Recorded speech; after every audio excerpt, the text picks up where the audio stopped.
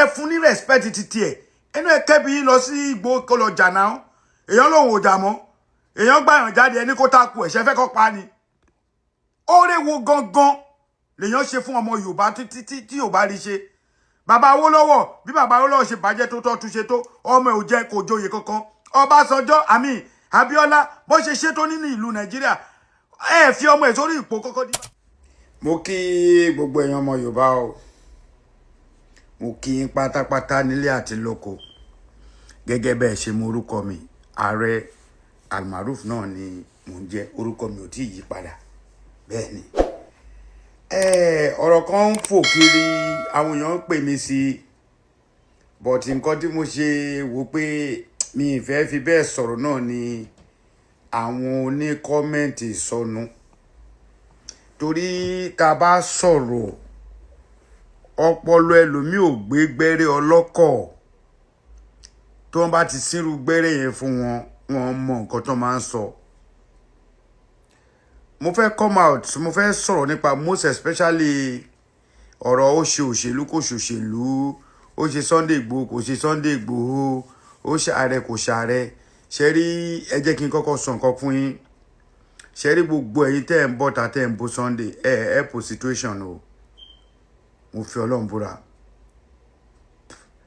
gbogbo wa yìí náà a kéré nú ayé bọ̀tá dúpẹ́ pé àgbà ti dé Ọlọ́run dẹ̀ ká iṣẹ́ burúkú má wá lọ́wọ́ torí à ń ṣe oníṣẹ́ burúkú lóòótọ́ brother mi olóyè Sunday Igboho ó make àwọn statement kan nínú àwọn ọ̀rọ̀ ẹ̀ ṣẹ̀dẹ̀ mọ̀ pé kò sí bí èèyàn ṣe lè fẹ́ ṣe láyé èmi gangan fúnra mi tí bá sọ ń gbé àwọn máa gbé mi àwọn ọ̀rọ̀ kan dẹ̀ wà tó yẹ pé téèyàn bá wà ní public téèyàn bá sọ tó bá yẹ pé ó daṣọ láàrin àwọn ìran ẹ àwọn èèyàn ẹ àwọn tó ti gbé fídíò yẹn wọn ò ní jẹ́ kó ní power láti reverse ọ̀rọ̀ yẹn mọ́ ẹ jọ̀ọ́ torí Ọlọ́run this is Yorùbá Nation uniform mo fi Ọlọ́run búra ọ̀pọ̀lọpọ̀ nínú wa èmi yìí náà ni number 1 tí mo kọ́kọ́ sọ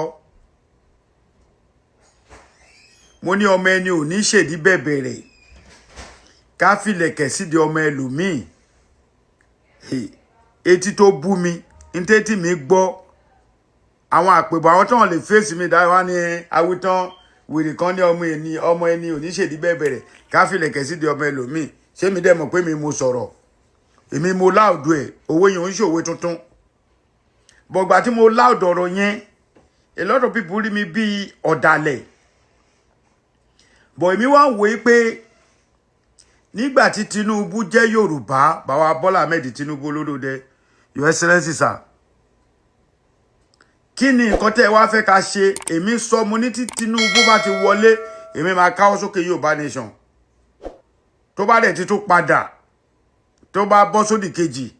á bẹ̀rẹ̀ lọ títí tọ́lọ̀ máa fi fún wa ẹ̀ǹkan kọ́ ni struggle ṣe rí mo á fẹ́ correct impression a lot of people ṣe rí ọmọ Ọ̀yọ́ lèmi o Sunday náà ọmọ Ọ̀yọ́ ni o màá pè Sunday Igboho ọmọ Ọ̀yọ́ ni Sunday Igboho tí bá pè ní Sunday ní bàbá wa mo fún Sunday respect ni àwọn kan máa ń pe àwọn brother mi kan wọn láwọn fẹjọ́ sùn mi ò mọ nǹkan tó máa ń ṣe Yorùbá torí orí ẹlòmíì ò pé o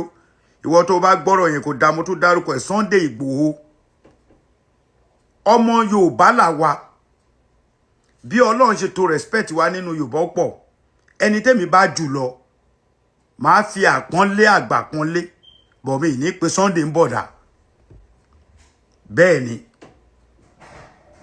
ẹni tí àdá ń sọ yìí ẹni tó gba àpọ́nlé ni bọ́n bú mi ní méjì báyìí Sunday ni máa kọ́kọ́ pè Ìgbòho ṣá ọmọ aládìkún tí kì í di tiẹ̀ láàbọ̀ tí bá wá pé àwọn kan á máa fẹjọ́ sùn àfúrẹ́dì mi kan wá ní ń pè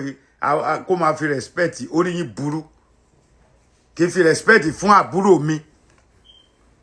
mo kàn fẹ́ káwọn èèyàn mọ̀ nǹkan mo kàn fẹ́ kẹ́ mọ̀ ìyàtọ̀ tó wà nù àwa lọ́yọ̀ọ́ gbogbo tí ò bá wù kí Sunday sọ Aláàfin ò lè bínú sí Ìgbòho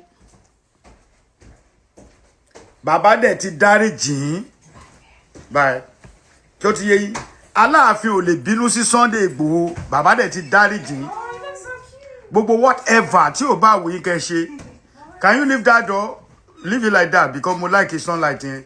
Leave it like that. Aláàfin ò lè bínú sí Igboho. Ṣó ti yé yín? Tí Igboho bá sọ pé òun fẹ́ tẹ̀lé bàbá Tinubu ẹjọ́ kí ló dé tá ṣe bá mi ní bú yín. Ẹ̀yin kan jáde láti groupu brother mi Gani Adams, ààrẹ Gani Adams. Mo ti gbọ́ yìí náà táwọn ọmọ Gani Adams náà sọ ńgbà kan wọ́n lé mi ẹjọ́ tó lọ ọmọ Ọ̀yọ́ lè mi mo dẹ̀ ju ààrẹ lọ. So ti bá pè ní ààrẹ Gani Adams ẹ rí pé mo aesthetic ọ̀rọ̀ yẹn but ẹ̀yin kan wá bọ́ta ẹ̀ ń bú Sunday yìí pé ó ṣe sọ̀rọ̀. Leave the door like I said. Mati. Ẹ bú Sunday bó ṣe sọ̀rọ̀. But ẹ mọ nǹkan tí bàbá yìí fojú wí o. Tó bá jẹ́ ẹ mọ nǹkan tó fojú wí ni ẹ ní máa sọ nǹkan tẹ́ ń sọ yìí. Wàláhì. Ọ̀lẹ ni kò lè débì kan, ọ̀lẹ ni kò lè débì kan, kò lè ṣe gbá kan, kò lè ṣàwo kan. Ẹ má máa sọ̀rọ̀ bẹ́ẹ̀ yẹn mọ́ o. Ó lùsẹ̀ ẹ̀gbọ́n, ó lùsẹ̀ ọ̀rẹ́, ó lùsẹ̀ àbúrò. Àmọ̀yàn boys don pa lórí Yorùbá nation tẹ́yin ò mọ̀ táwa mọ̀ tó lọ ń jà nínú igbó mélòó nu yín ló rántí ẹ̀. So tí Sunday bá wá dúró pé bàbá Tinubu ẹ̀pọ̀ ń jáde ìjọba aláwùsá mu ìjọba Yorùbá wọlé wọ́n gbà jáde ẹ̀ tún sọ̀rọ̀ ṣé ẹjọ́ ẹ fẹ́ kó kú sínú ibẹ̀ yẹn ni torí mi understand a lot of our ọmọ Yorùbá ṣé rí gbogbo ẹ̀yin Oòduà gbogbo ṣé rí gbogbo ẹ̀yin Oòduà nation gbogbo ẹ̀yin Oòduà nation àti Yorùbá àtẹ̀yin kíni àwọn gúúpù bàbá wa Gani Adams ẹ rí pé bàbá mo pé mo mọ nǹkan tí mò ń sọ ẹ jẹ́ ká máa fi ọpọlọ sí gbogbo nǹkan tá a bá ń ṣe tí ó ti yé yín ẹ jẹ́ ká máa máa jẹ́ ká máa tag nǹkan tí ò bá tag nǹkan tí ò bá yẹ ká nítorí pé èmi náà fẹ́ sọ̀rọ̀ èmi náà fẹ́ káwọn èèyàn listen sí mi dá mi pé I should be calling Olóyè Sunday Igboho bọ̀dá. I should be calling Ààrẹ Gani Adams ní bọ̀dá. Ẹni téèyàn bá jùlọ nílùú títí wa, àwọn ń pè ń bọ̀dá o. Bẹ́ẹ̀ ni, ẹ lè wá bí kẹ́ bú mi kó ṣe tuntun. But ẹ lè expect pé ẹ máa búyàn. Àwọn kan sọ pé èmi wà Chinese, èmi ṣe kinní kan. Number 1 ọmọ Ọ̀yọ́ ni mí. Number 2 inú ọjà Àkẹsán náà bí èmi sí ojú òtì mi. Ìwọ tó o bá lè jù bí tó ju òkúta lùmí tí bá jù ẹ lógúnlù tún kò tí pọ̀ jù èmi ò ní ṣèkà bọ̀ máa gbé ẹ ṣépè in as much tó yẹ pé gbogbo ọ̀rọ̀ ẹnu yín kò ju pé kẹ́ máa búyàn kẹ́ máa pè yẹn lọ́mọ ẹni Fúlàní ni mo ti accept pé Fúlàní mi but guess what Bọ́lá Ahmed Tinubu tí bàbá bá jáde bẹ́mi gan ṣe wáyé èmi gan ò ṣe campaign rọ́mọ́ bẹ́mi náà ò bá rí owó báyìí mi lè ṣe campaign for anybody kódà ọmọ Bọ́lá Ahmed tó fẹ́ jẹ gọ́vnà tí bá rò máa jáde ní Ìbàdàn tó bá jáde dìbò lọ ní ká dìbò fún Pẹ́ńkẹ́lẹ́ Mercy tó bá ti gbó wá èmi náà jáde kẹ́ tètè gbọ́ sìn kẹ́ lè tètè mọ̀ bẹ́ẹ̀ máa bú mi kúṣẹ̀ máa bú mi àwọn brọ́dà yìí tẹ̀ sanwó fún tó ń bú mi káàkiri tó sọ àwọn ìtàn tí ó mọ̀ àtàwọn nǹkan tí ó mọ̀ nípa mi tó sọ ẹ rí pé mo dákẹ́ oníkálukú mọ̀ bí tó ń lọ for me to reply anybody nínú kìíní sí wàhálà ni mi ní reply hàn torí mo mọ̀ bí tí mò ń lọ but ẹ fi Sunday sílẹ̀ ẹ jẹ́ kó ṣe nǹkan tó wù ú inú ẹ̀kọ́ bí yín lọ́nu gbókó lọ jà àwọn ọmọ Ọ̀yọ́ gan ta sí mi wọ́n pè mí ṣó yẹ kí Sunday máa pèdé pé àwọn bàbá kan tilẹ̀kùn mọ́ rí olóyè mi ò ní sọ ní kọ̀rọ̀ gbangba ni Olóyè Sunday Igboho ó ní láti máa stop ó ní láti stop láti máa perú èdè yẹn ó fẹ́ dìjà mo pé big sister mi kan but they don't want to understand me àwọn èdè yẹn olóyè má pe èdè yẹn mọ́ Aláàfin sọ fada ó dà ló dá ẹgbẹgbẹ wá dilé ọmọ ńsìn bẹ́ẹ̀ ni èmi ò fi bò mi ò dẹ̀ ní Sunday on sentiment lè bá bóyá wàá tó bá gbọ́n ṣe á pè mí á ní ẹ̀gbọ́n kò sí wàhálà the man is ó ní respect gan despite ọlá owó tó fún mi ò gbìjẹ́ o tó bá ṣe nǹkan tí ò da èmi máa bú bí lójú ẹsẹ̀ ni tí gbogbo yín máa rí but ẹ fún ní respect títí ẹ̀ ẹnu ẹ kẹ́bi yín lọ sí Ìgbò kó lọ jà náà èèyàn lòun ò jà mọ́ èèyàn gbàyàn jáde ẹni kó tákù ẹ̀ṣẹ́ fẹ́ kọ́ pa ni oore wo gangan lèèyàn ṣe fún ọmọ Yorùbá tí ò bá rí ṣe bàbá Awólọ́wọ̀ bí bàbá Awólọ́wọ̀ ṣe bàjẹ́ tó tọ́ túnṣe tó ọmọ ẹ̀ ò jẹ́ kò joyè kankan Ọbásanjọ́ Abíọ́lá bó ṣe ṣe tó nínú ìlú Nàìjíríà